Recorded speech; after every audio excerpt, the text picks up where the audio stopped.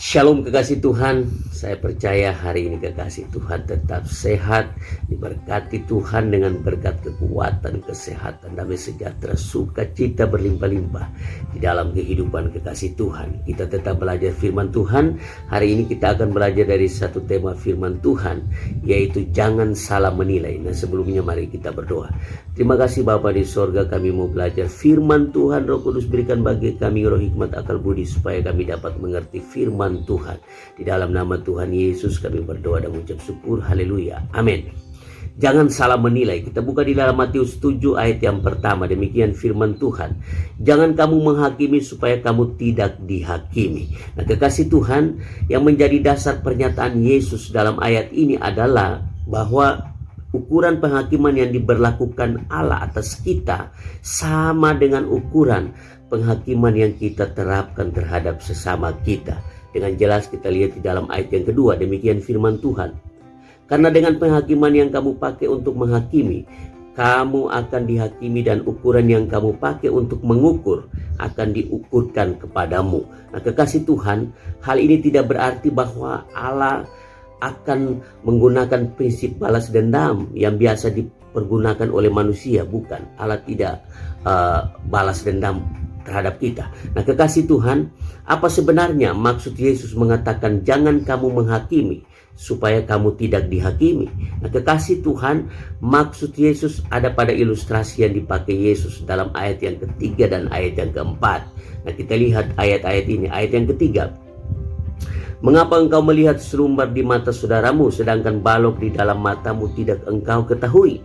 Ayat yang keempat, bagaimanakah engkau dapat berkata kepada saudaramu, biarlah aku mengeluarkan selumbar itu dari matamu, padahal ada balok di dalam matamu? Nah, kekasih Tuhan, apa yang terjadi dalam kedua ayat ini yang mau dijelaskan Yesus kepada kita? Nah, kekasih Tuhan, kebanyakan dari kita terlalu banyak memperhatikan, menyelidiki, dan mencari-cari dosa orang lain supaya kapan saja kita bisa menyerang orang tersebut. Nah, itu yang terjadi. Kita terlalu sibuk dengan orang lain. Kita terlalu sibuk dengan dosa orang supaya kita bisa menyerang dia. Nah, kekasih Tuhan, begitu sibuknya kita menyerang orang lain sampai-sampai kita lupa memperhatikan diri kita sendiri. Kalau kita juga orang berdosa atau berbuat dosa yang justru lebih besar dari apa yang dilihat oleh kita dari kehidupan orang. Seringkali kekasih Tuhan, dosa kita itu sebenarnya lebih besar dari apa yang kita lihat dari orang lain. Tetapi kita ini terlalu sibuk menyelidiki, mencari-cari dosa orang lain. Sedangkan dosa kita itu sebenarnya lebih besar, kekasih Tuhan. Nah, kita berdosa oleh karena mencari-cari kesalahan orang lain. Ingat baik-baik kekasih Tuhan. Kita berdosa itu karena kita sibuk mencari-cari kesalahan orang lain. Mencari-cari dosa orang lain. Mungkin Bapak Ibu pernah tahu tukang gosip itu seperti apa, kerjanya seperti apa.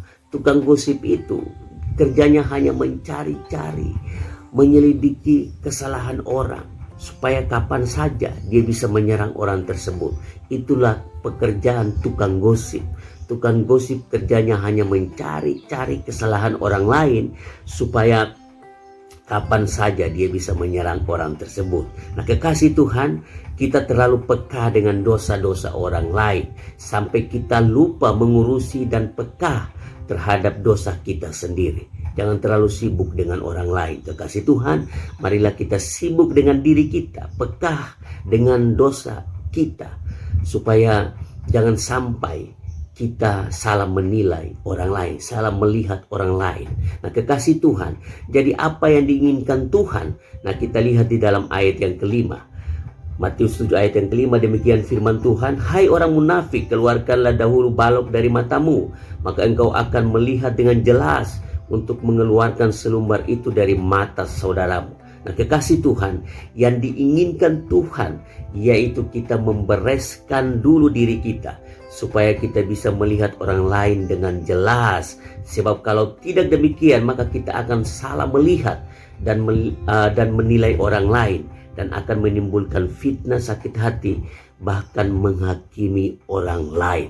Nah, kekasih Tuhan, mari kita membereskan diri kita dulu.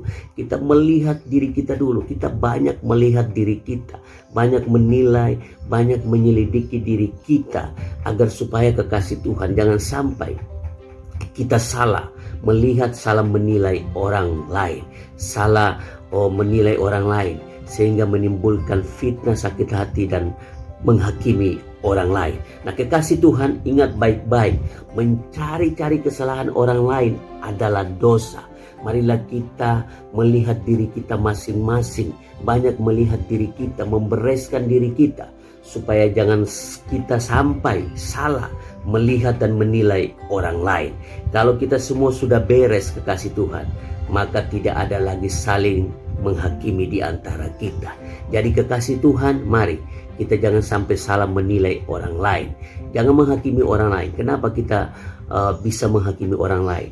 Karena kita banyak mencari-cari, banyak melihat orang lain tanpa kita melihat diri kita sendiri. Mari kekasih Tuhan, kita banyak melihat diri kita, membereskan diri kita.